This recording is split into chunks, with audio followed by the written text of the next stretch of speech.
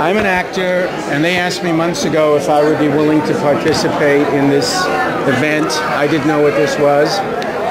And Larry Trilling, this colleague of mine, who's the director, knows a little...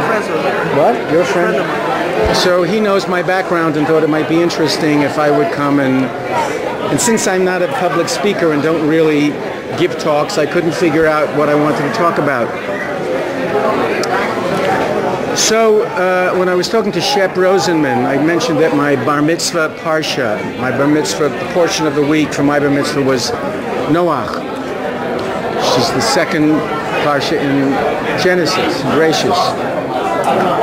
So then he said the next one is Lech Lecha. Lech Lecha means to go out. And I come from an Orthodox sort of Hasidic background. I was born in Williamsburg. I went to Yeshiva Torah Vodaas. I went to Yeshiva Yitzchok Elchanan in the Bronx, Washington Heights. So that's the world I came from. So the first sentence in Lech Lecha is Vayomer Hashem el Avram, Lech Lecha, Me'atzecha. And God says to him, just you'll have to leave your country from where you were born, from your father's place, and you'll go to a country or a land that I will show you. So I thought about what Lech Lecha means, what was my Lech Lecha, what was my going out, where did I leave? I left the world of tzitzits and tefillin and kosher, and I became an actor. And how does the world of Judaism live in me today? How does it affect me? What are my dreams? So my first Broadway show was an understudy for Joel Grey. I'm just sort of spinning now. And I was still Shomer Shabbos, and I didn't travel on Shabbos, and I knew I had to be at the theater every Friday night and Saturday, and I lived in Great Neck in my parents' house on Long Island. So I took a hotel room for Friday night and Saturday so that I wouldn't have to ride on Shabbos. And I fell in love with a girl who was a dancer on Broadway, who was very beautiful, and I didn't know how to meet her. And it was Hanukkah time, and I sent invitations to all the Broadway theaters saying, for the next 8 nights, in the Brooks Atkinson Theater on the 5th floor, in a little dressing room, I'm lighting Hanukkah candles, and whoever wants to come should come. So that's how I met my wife, and we're married 41 years. I guess in trying to figure out what part Judaism plays in my life, those are the sort of things that came up for me. When I listen to music, the music of my soul is the sound that I grew up with in Brooklyn. I was in Yugoslavia doing a movie, and I thought I was alone in a steam room and started singing a tune from my childhood. I remember exactly what tune it was, and I didn't know there was somebody else in the steam room with me.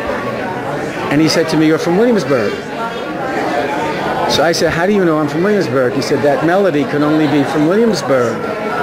And it turned out he was also in the film, and he's a guy who collects nigunim, he collects tunes. It was Chaim Topal, who was an Israeli actor, but he collects all these Hasidic tunes. So that's sort of how the world of my past and the world of, and I often play Jewish characters, which pleases me. On my new series, on Brothers and Sisters, there was an episode where it was Hanukkah, and I got to sing a Yiddish song. Now, I am in a cast of all Gentiles. They're all supposed to be Jewish, but there's not one Jew in the cast. So for me to sing a Yiddish song on primetime television on Sunday night from 10 to 11 o'clock is very thrilling.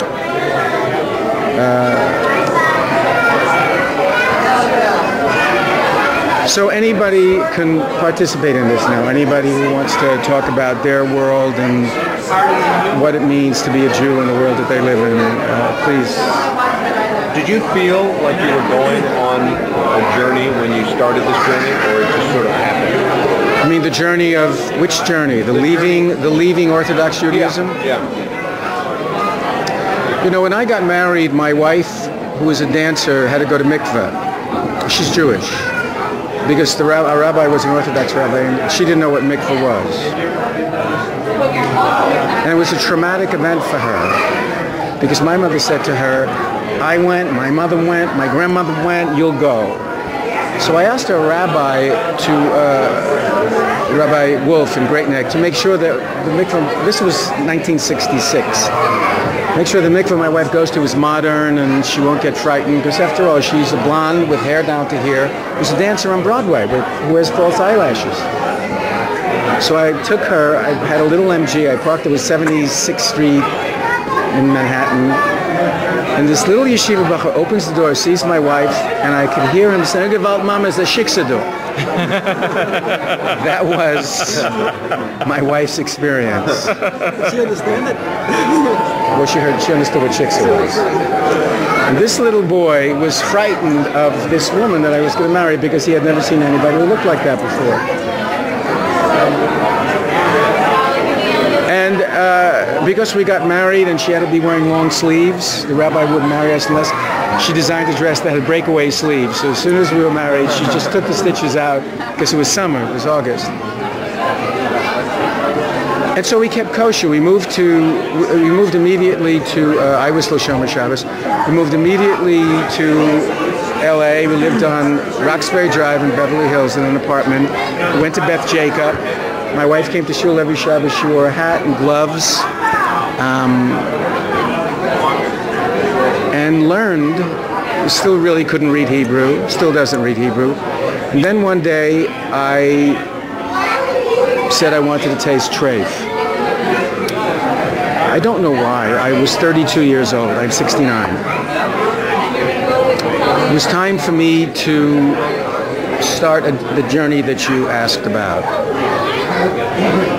I am by nature a very spiritual person. You know, my grandfather was the Minsky rabbi's best friend. When I was a kid in Williamsburg, he used to take me to South 9th Street to see the Minsky Rav.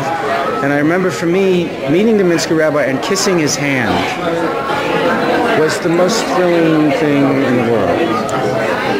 So I take that with me wherever I go, whether I still am most comfortable in an Orthodox shul. You know, in the 70s, just after I stopped probably being kosher, I was at a party, and there was a lot of wine and a lot of whatever. And one of the people at the party, it was Viola Spolin, who was a great lady of the theater. And from her, she created story theater. I don't know if any of you know it, but Mike Nichols came from her world. And she was just an amazing person. She was living with a Franciscan monk, an ex-Franciscan monk. He was her husband. He left obviously. And I was describing to Tiferes Yisrael, this shul I grew up in. And as I was describing the shul, I said it's a big square building, and there's a balcony upstairs where all the women sit, and downstairs there's this big platform where they read from the Torah, and up front they have this blue velvet curtain with lions on it, and they open up the curtain and take out these things, and there are silver ornaments, and people kiss it, and they're wearing costumes with fringes on it. And she said to me, "You grew up in the theater." She said, "It's no wonder that you became an actor. You grew up in the theater." And she was right. So my journey into that world started a long time ago, and I don't feel I've ever left it. What do you miss? What do you miss and what do you not miss about being Orthodox?